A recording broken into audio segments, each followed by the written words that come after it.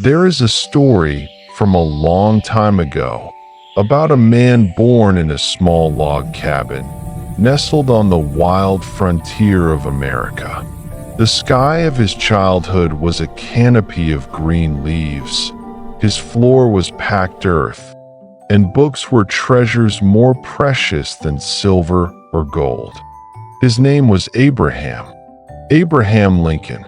If you close your eyes and imagine America in the 19th century, you would see a young nation, full of fervor but also burdened by a deep fissure, a wound that bled more with each passing day. It was the rift between freedom and slavery, between light and shadow, and between an ideal that all men are created equal and a harsh reality where millions were still held in chains. Abraham Lincoln entered the great story of his nation not as a hero on a charging horse with a flowing cape. He walked slowly, with long legs, a gaunt face etched with sorrows, and a heart that seemed too soft for a brutal time. He was a storyteller, a man prone to melancholy, and someone who held a steadfast belief in what was right. Our story today is not a dry history lesson with numbers and dates. It is the story of how one man, with patience, compassion, and a will of iron, embraced a fracturing nation and mended it, not perfectly, but in a way that forever altered the destiny of a people. Let us listen to the echoes from the fields of Kentucky, from the fiery debates in Illinois, and from the groans of a brutal civil war. They all blend into a single melody, the melody of change. He read incessantly. In the pages of books, he found a shimmering idea, a promise penned by the founders, that all men are endowed with the right to life, liberty, and the pursuit of happiness. For Lincoln, this was not mere rhetoric. It was a guiding star, and he believed that for America to truly be America, it had to step out of the shadow of slavery and move toward the light of that promise. But the path to the light is never easy. It was blocked by habit, by interest, and by an economy built on the sweat and tears of human beings. Lincoln entered the political arena with a mission to halt the expansion of slavery. He was not a radical abolitionist calling for immediate eradication. He was a pragmatist. He wanted to arrest the evil, to cage it within the states where it already existed, and let time do the rest. He believed in the power of law and reason. That was not just a warning. It was a prophecy. And then, that house truly fell. When Abraham Lincoln was elected president, Southern states, like fragments no longer willing to cohere, seceded, forming their own nation. The American Civil War erupted, the bloodiest conflict in American history. Brothers, neighbors, old friends, who shared a common history, now pointed rifles at one another. And Lincoln, the man of peace and dialogue, now bore the weight of being a commander-in-chief. Every day, he received long lists of the fallen. Every name was a story, a family shattered. That pain carved itself deeper into the lines on his face, making his eyes seem more cavernous. He wrote letters of condolence to mothers. He prayed, and he pondered. This war, what was it for ultimately? Just to hold the states together? Or for something greater, more noble? A purpose worthy of this terrible sacrifice. And then, on an autumn day in 1862, the hinge of history turned.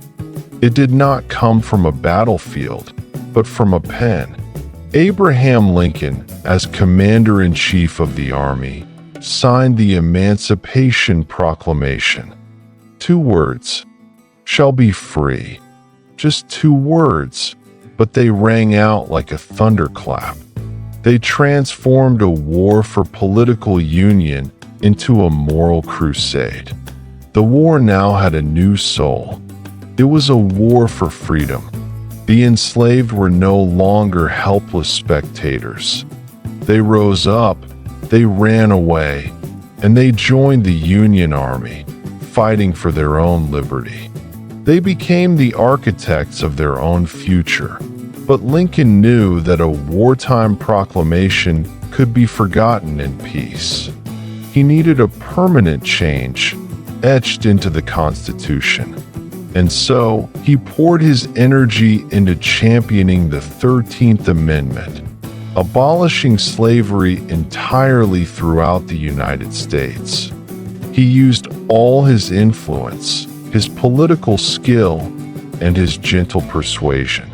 He called it a king's cure, a debt America owed to its own history.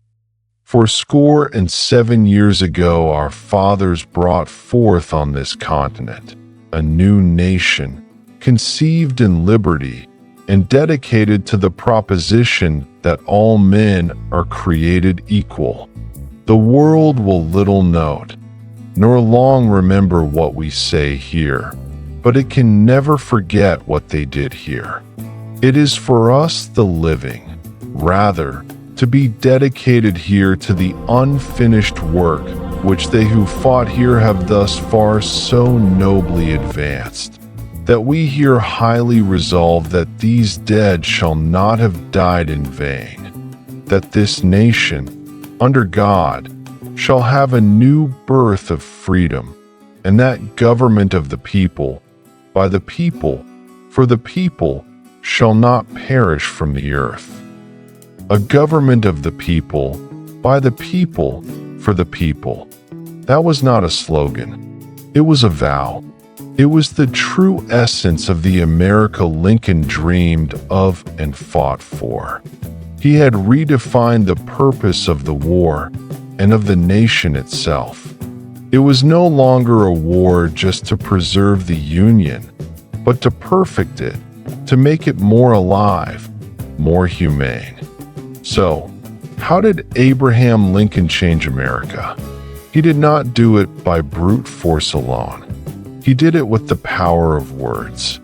He used language to heal, to explain, to lift the spirit of a nation. That he changed America by widening the embrace of liberty. He severed the chains of slavery, not just physically, but spiritually, forcing America to confront its greatest paradox and strive to mend it. And perhaps most importantly, he changed America with compassion. In victory, he did not call for vengeance. He called for malice toward none. He sought to bind up the nation's wounds, to care for him who shall have borne the battle, and to welcome former foes back as friends. Building a shared future, Lincoln's lesson is one of steadfastness in principle, but flexibility in method. It is about the strength of humility and how true greatness comes from serving others. He taught us that even in the darkest hours, we must not lose faith in the better angels of our nature. The war eventually ended, but the story did not. Abraham Lincoln was taken, his work unfinished.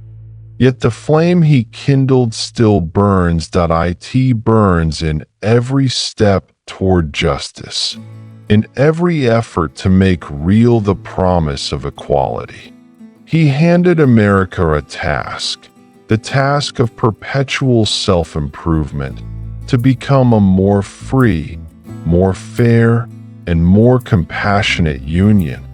And tonight, if you listen very closely, In the wind whispering through the oak forests, you can still hear his echo, a gentle but firm reminder that from the rubble, a nation can be reborn, and that one person with faith and courage can indeed change the world.